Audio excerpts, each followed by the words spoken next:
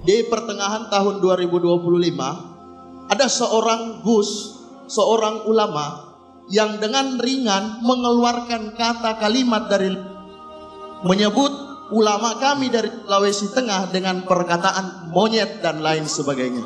Hal ini kan tak pantas keluar dari lisan seorang yang paham tentang agama dan lisan. Mohon pertanyaannya. Iya. Ada ustadz yang bilang apa tadi kamu? Ya bagus lah. Pertanyaan saya yang sering muncul di IG atau apapun itu pernyataan ngendikanipun Gus Bah yang terkait seperti ini. Hidup itu mudah. Yang penting jangan maksiat dan bermanfaat untuk orang lain. Tapi itu kan susah, Gus. Itu Gus. Terima kasih, karena tadi UI disenggol, saya senggol balik.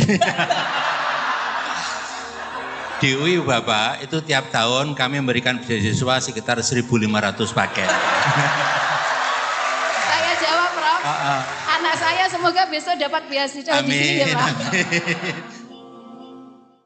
Assalamualaikum warahmatullahi wabarakatuh.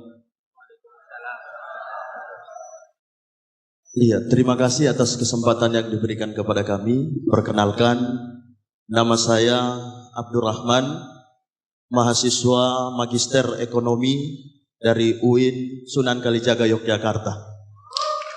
Saya berasal satu pulau dengan Prof. Quraisy Shihab. Saya dari Provinsi Sulawesi Tengah. Izin bertanya, KB Prof, hari ini kita berbicara tentang visi dari Al-Quran untuk menjawab tantangan zaman. Akan tetapi, dinamika yang sering terjadi di tengah-tengah kita di masyarakat, banyak orang yang memahami agama, banyak orang yang memahami Al-Quran, atau bisa kita sebut dalam tanda kutip, mereka-mereka entah itu seorang ustadz, seorang da'i, seorang kiai, dan ulama, dan sebagainya. Akan tetapi justru mereka-mereka yang paham tentang hal itu masih banyak membuat hal-hal kontroversi di tengah-tengah masyarakat. Dan kalau menurut pandangan kita sebagai masyarakat awam, sekelas ulama, sekelas ustadz, sekelas kiai, harusnya mereka lebih paham dari isi-isi Al-Quran dan agama itu sendiri. Akan tetapi masih banyak dinamika yang terjadi, masih ada mereka yang berselisih paham, masih banyak lisan-lisan mereka yang mengeluarkan kalimat-kalimat bahkan sampai menghina. Saya beri satu contoh yang nyata terjadi di tengah-tengah kita. Di pertengahan tahun 2025 ada seorang Gus, seorang ulama yang dengan ringan mengeluarkan kata kalimat dari menyebut ulama kami dari Sulawesi Tengah dengan perkataan monyet dan lain sebagainya. Hal ini kan tak pantas keluar dari lisan seorang yang paham tentang agama dan lisan. Mohon pertanyaannya. Iya, kiranya bisa diberikan pandangan dari Prof dan juga Gus Bah terkait hal-hal tersebut. Terima kasih. Wassalamualaikum warahmatullahi wabarakatuh. Waalaikumsalam warahmatullahi wabarakatuh. Terima kasih. Selamat datang Prof. Ova. Berkenan bergabung bersama kami ya di depan ya. Ini Prof. Ova, Rektor Universitas Gadjah Mada, putri dari Rektor UII. Prof Jaini Dahlan bukan saya. Baik, selanjutnya yang pertanyaan kedua tadi yang di ujung sana tadi mana tadi? Di sini, yang pakai ya. Sudah pindah di depan sini, Prof. Di mana? Oh, situ ya, silakan. Ya, Assalamualaikum warahmatullahi wabarakatuh. Waalaikumsalam warahmatullahi wabarakatuh. Nama saya Faizatul Ansoriyah, Prof. Dari UNS. Seperti ya. Ya, suatu saat berdoa Prof Quraisy dan Gus Bah kersa rawuh di UNS. Tadi sempat tersindir karena meninggalkan fardu ain ngajar hari ini. Tapi sudah dipindah besok kok, Gus. Jadi insya Allah aman. Seperti itu. Ada banyak pertanyaan karena sudah bercita-cita lama sowan ke Prof. Quraisy dan Gus Baha. Hari ini baru lihat tadi malam posternya langsung dengan teman saya satu dari FISIP UNS, Prof. Kita langsung berangkat pagi ini, sempat terdampar di lantai 3 tadi, tapi semangat 45 pindah ke bawah, akhirnya dapat tempat duduk meskipun di belakang. Alhamdulillah. Pertanyaan saya sebelum ke sesuai yang visi Al-Quran menjawab tantangan zaman, karena itu memang menjadi problematika kami sebagai pendidik, terutama di perguruan tinggi. Satu pertanyaan saya yang sangat menggelitik dari dulu, kalau bisa soal Gus Baha. Saya pernah ditukani Gus Baha dulu terkait dengan zakat, Gus, dan saya laksanakan sampai hari ini insya Allah. Pertanyaan saya yang sering muncul di IG atau apapun itu, pernyataan ngendikanipun Gus Baha yang terkait seperti ini. Hidup itu mudah, yang penting jangan maksiat dan bermanfaat untuk orang lain. Tapi itu kan susah, Gus. Itu, Gus. Itu kalau saya ngajar dasar logika ini jelas kontradiksi, Gus. Itu pertanyaan saya yang sudah saya simpan lama, dan alhamdulillah hari ini meskipun terdampar di belakang, alhamdulillah Prof. Rektor bisa melihat kami dari UNS. Saya tadi ke panitia, Mbak, sampaikan yang dari luar kota juga boleh, ini perwakilan harus bertanya. Sebelum terus Prof atas waktunya. Yang kedua, ini kegelisahan kami Prof. Quraisy, Gus Baha sebagai pendidik, bukan hanya mendidik anak kami, tetapi banyak anak-anak yang istilahnya kita sebagai pendidik kadang dihadapkan pada satu kondisi ketika anak memang betul-betul dibuat secara akademis itu pintar gampang, karena tinggal di leske, yang penting ada uang dan seterusnya, itu kapitalis. Karena masuk UI juga bayarnya lumayan ya, Prof.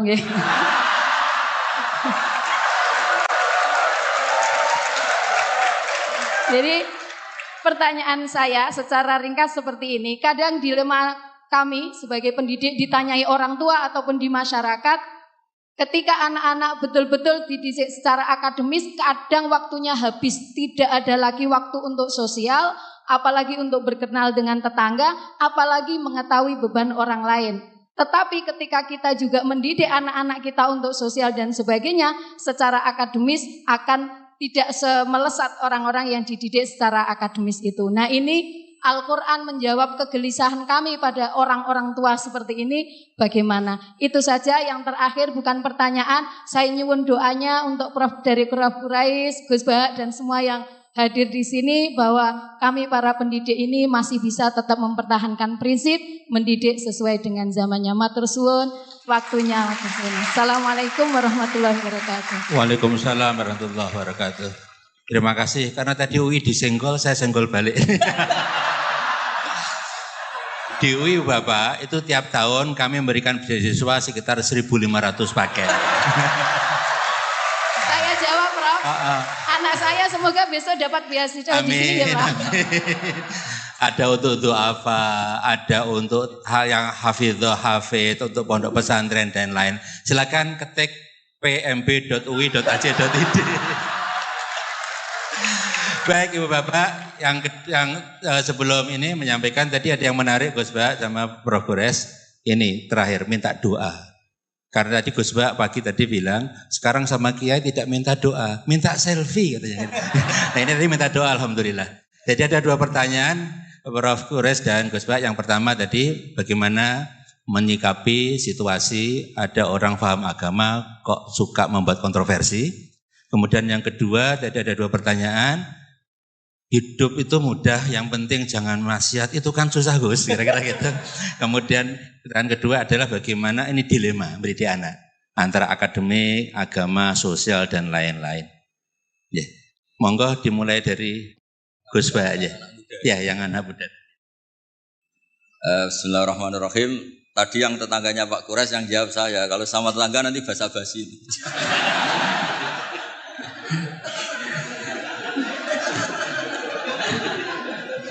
Enggak enak, mau tegas. Ada Ustadz yang bilang apa tadi kamu? Ya bagus lah.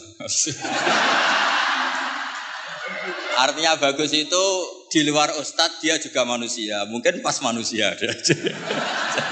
Jadi ya biasa aja. Jadi keunikan agama ini adalah yang maksum, yang terjaga dari salah itu hanya Nabi Muhammad SAW. Sehingga kesalahan-kesalahan manusia itu bisa dua. Bisa saja ustadz itu salah. Bisa saja yang salah itu Anda mengustadkan dia yang sebetulnya ada ustadz. Jadi, mengustadkan orang yang sebetulnya tidak ustadz. Jadi, kalau Pak Kures gak sampai hati karena Anda orang Sulawesi.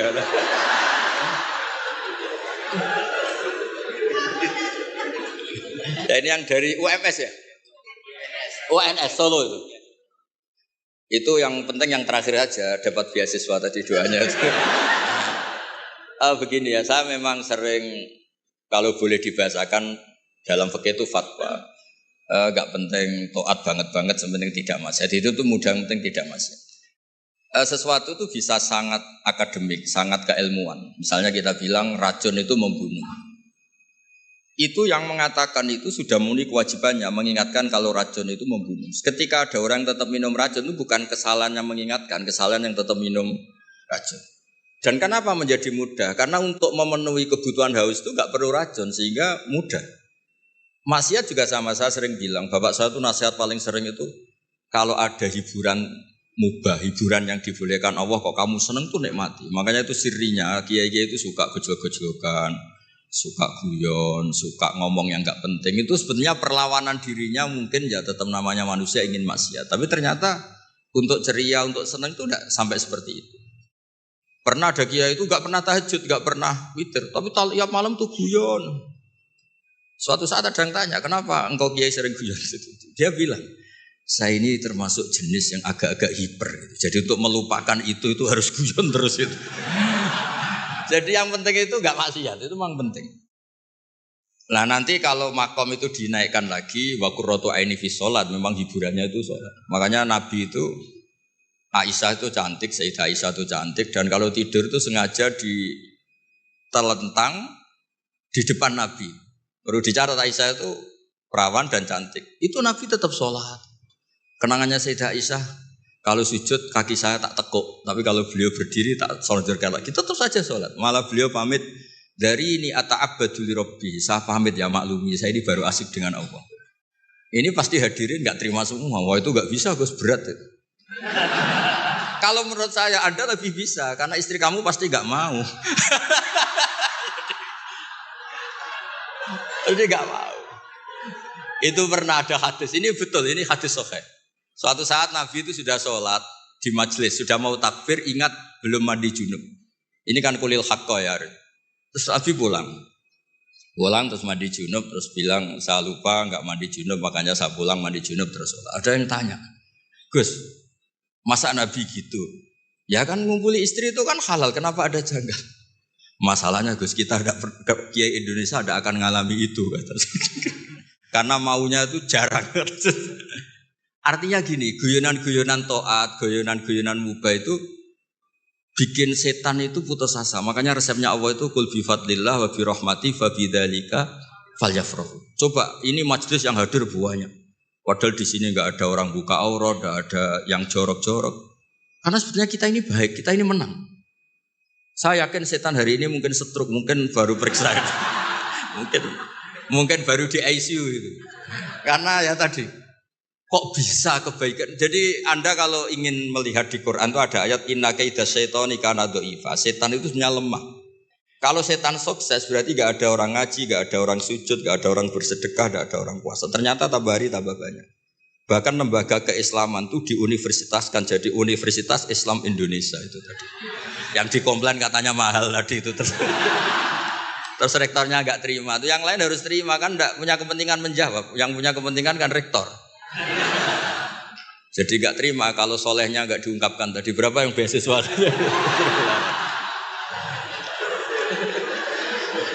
Saya punya riwayat hadis. Abi Kures pasti tahu. Ada kata-kata gini di beberapa kitab-kitab hadis, tapi model-model kitab hadis yang model wali. karangannya Abu Nu'aim al-Asfihani. Hadis itu kan ada Bukhari, Muslim, ada hadis yang tiba kayak Abu Nu'aim, termasuk muhaddis besar. Laisa syai'un asyadda ala iblis wa junudihi minasyayatin wala aktsara li bukaihim min ayyara musliman sajidan. Tidak ada sesuatu yang bikin iblis itu nangis, bikin iblis itu susah dibanding atau daripada melihat orang-orang Islam itu bersujud. Jadi sebetulnya kekalahan iblis itu berkali-kali. Orang masih ingin memahami Quran, termasuk yang dari Sulawesi tadi, orang ingin masih punya kiai yang baik, tidak misoh-misoh. Ya harus dimulai dari memilih kiai yang baik. Kita ini kan wong salah pilih kok marah-marah sendiri, ini gimana? Repot itu. Makanya kalau istri Anda sering marah-marah itu yang salah istrinya apa pilihan Anda coba?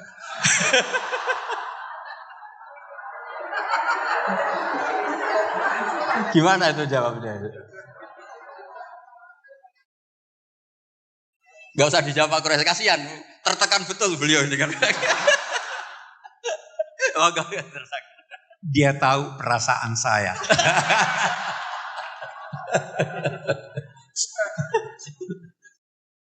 Sudah terjawab semuanya, apa lagi yang mau dijawab? Oke, saya berbicara secara umum. Yang pertama dulu, agama ini intinya adalah akhlak. Nabi diutus untuk menyempurnakan akhlak. Akhlak terhadap Tuhan, akhlak terhadap manusia, akhlak terhadap binatang, akhlak terhadap air. Saya tidak buka ini. Saya berdua dengan Gus Baha. Karena kalau sudah terbuka akan dibuat, kita harus punya akhlak terhadap air. Ya kan? Jadi inti agama ini akhlak. Yang kedua,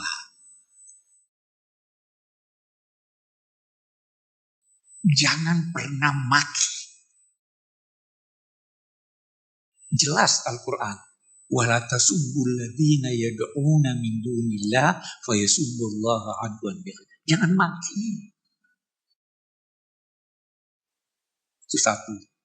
Jadi kalau memang dia ustadz atau kiai, dia tidak bakal mati. Yang kedua. Jadi salah pilih gitu. Nah, iya. Jadi artinya, yang ketiga, yang saya ingin katakan. Jangan karena berbeda, lantas saling menghujat. Bisa jadi perbedaan itu memang dikehendaki Tuhan.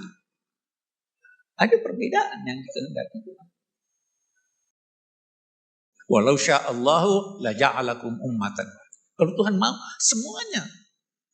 Tuhan memang mau kita berbeda. Karena kita tidak bisa hidup tanpa berbeda.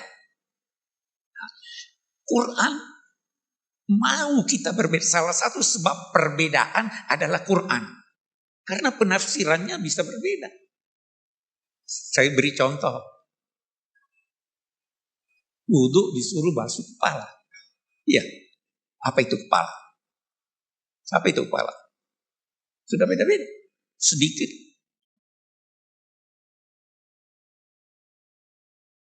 Kita baca itu ayat. Hendaklah mereka menggunakan tutup kepala mereka untuk menutup dadanya. Yang disuruh di sini menutup dada menggunakan tutup kepala, atau yang disuruh adalah menutup kepala dan dada. Sudah beda. Ya kan?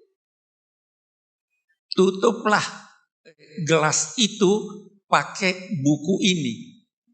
Buku bukan buat penutup, tapi gunakan itu. Itu sudah itu yang menjadikan orang beda nanti. Ya toh? Dulu kiai-kiai kita itu kan kelihatan rambutnya. Karena dia pahami kepala bukan semua kepala. Jadi bisa beda. Jangan kita toleransi. Sedangkan yang terhadap non-muslim kita toleransi. Toleransinya itu jauh lebih hebat dari toleransi yang biasa kita dengarkan. Kalau beda pendapat, yang biasa kita dengarkan apa? Pendapat Anda salah, tapi boleh jadi benar. pendapat saya benar, tapi yang diajarkan Al-Quran lebih dari itu. Apa diajarkan? Qul inna au iyyakum la'ala hudan au fi dhalalin mubin. Qul la tus'aluna amma ajramna wa la nus'al. Boleh jadi saya yang salah, boleh jadi kamu yang benar, boleh jadi kamu yang salah, boleh jadi saya yang benar. Kita serahkan pada Tuhan. Tidak ada pertengkaran. Kalian tidak akan diminta mempertanggungjawabkan dosa-dosa kami. Kan kita akui kita punya dosa, tapi kalian tidak bertanggung jawab. Kami pun tidak diminta mempertanggungjawabkan apa yang kamu lakukan. Kita tidak tuduh dia dosa. Itu akhlak. Itu yang hilang dari kita. Hilang. Saya boleh promosi buku. Saya punya buku namanya Yang Hilang dari Kita. Ya itu kan. Terima kasih Gus Bah dan Bro Kures.